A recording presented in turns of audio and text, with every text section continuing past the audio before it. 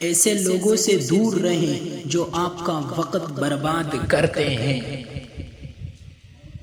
جو لوگ آپ کی پرواہ نہیں کرتے تو آپ بھی ان کی پرواہ نہ کریں، کیونکہ جتنی زیادہ آپ ان کی پرواہ کریں گے اتنی کم وہ آپ کی پرواہ کریں گے۔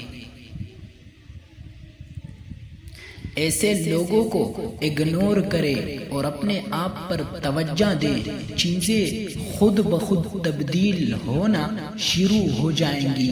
ہر کسی کو بتانا چھوڑ دے کہ میں کام کرنے لگا ہوں، اپنے کام سے کام رکھے اور جو کرنا ہے وہ کر کے دکھائیں۔ جو آپ کو صحیح لگتا ہے وہ کرو، لوگوں کی پرواہ نہ کرو، یہ مت سوچو کہ لوگ کیا کہیں گے۔ ماضی میں کی گئی غلطیوں کی پرواہ نہ کریں، غلطیاں سبھی کرتے ہیں اور اس طرح زندگی گزرتی ہے۔ اپنے آپ پر سختی نہ کریں، قبول کریں کہ یہ انسانی حالت کا حصہ ہے۔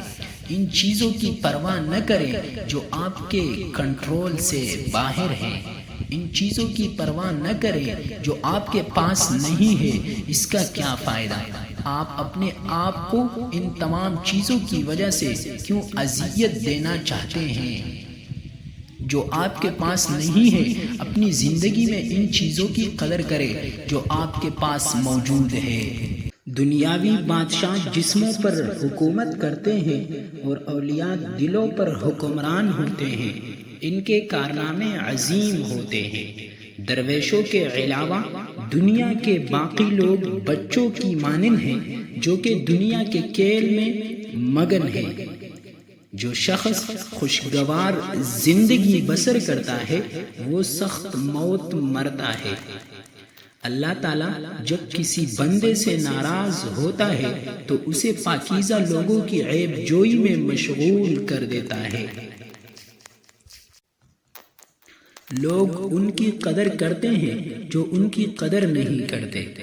لوگ ان کی قدر کرتے ہیں جو ان کی قدر نہیں کرتے۔